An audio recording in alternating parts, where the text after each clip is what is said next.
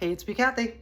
Again, I'm gonna go back to cleaning out the freezer, and in my freezer, I had these little sub rolls that I had bought for when my son was here back in September or October. I can't remember, it was the fall. But anyway, we're gonna make, I used to make it back in the day and I'm gonna make it again. We're gonna make eggnog bread pudding. So let's do it. When I had my catering business, the eggnog bread pudding was one of a customer favorite. And I used to sell a lot of it, and now I'm going to eat a lot of it.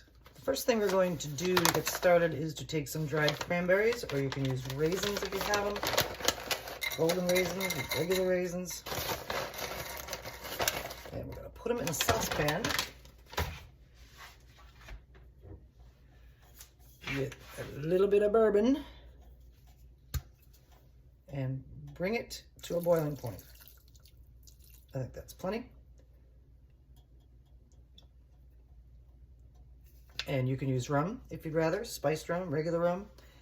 And we're gonna bring this up to temp, and then we're gonna let those cranberries steep in this liquid while we continue on with our recipe. We've reached our boil, and now it's time to take them off the heat and let them steep. To begin, we are going to butter a baking dish. You could spray it with non-stick cooking spray if you wanted to, but the butter is better. Up the sides, around the bottom. I have taken our little sandwich rolls that I made this making this bread pudding out of and cut them into cubes. Put them in a bowl. The next thing we're going to do is we're going to toss them up with about half a cup of melted butter.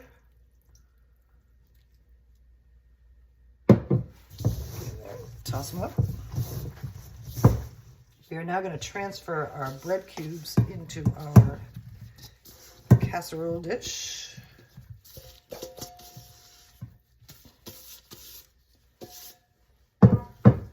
Spread them out nice and evenly, and then we're going to set this aside and continue on.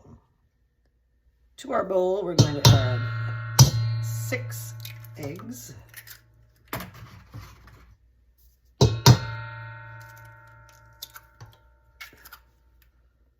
And half a cup of sugar.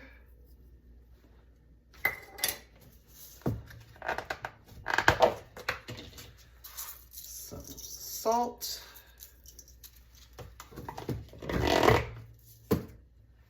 some nutmeg,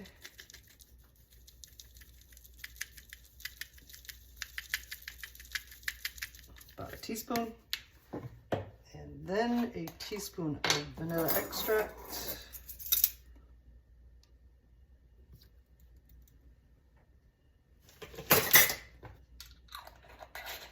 Whisk that all together. So it's nice and smooth.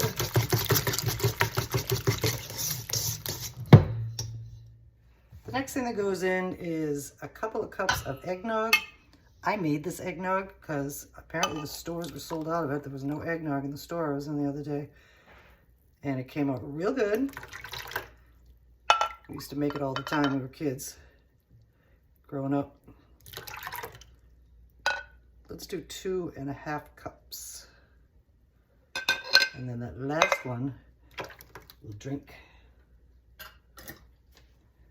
And a couple of cups of milk.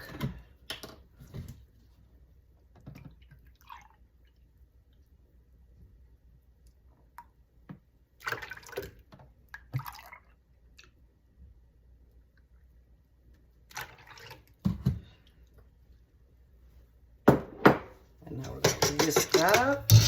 Whoops. I was going to strain off the bourbon from the fruit, but the fruit absorbed it all. So it's just going to be boozy fruit in our eggnog bread pudding. We're going to add our cranberries to our bread cubes.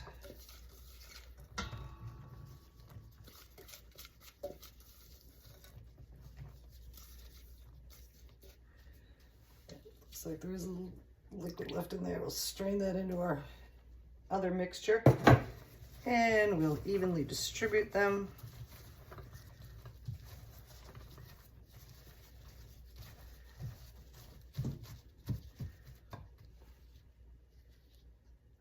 And now we're going to pour our eggnog mixture, our eggnog and egg mixture, over our bread cubes.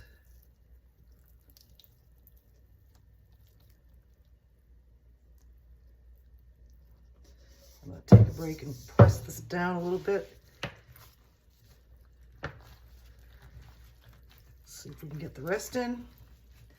And speaking of the rest in, this is going to soak for a few hours before we continue on. It's all in now, and we're going to press so that bread can absorb this egg mixture. And it'll be custardy and bready and a little bit. Our eggnog bread pudding has been soaking for about 4 hours, and I'm going to cook it now. So we take off the top. The oven is preheated to 350 degrees. And I did remove this from the refrigerator for a little while to make sure that the pan wasn't too hot when I put it in cold. I mean, when I put it in there. And I also put it on a baking sheet in case it overflows, which I doubt it will. But in we go. I've taken our bread pudding out of the oven, and it's very nicely browned. But as you can see, if you look real close, it's still a little jiggly. And it hasn't really begun to pull away from the sides yet. And we're going in, give it a test. Yeah, not clean.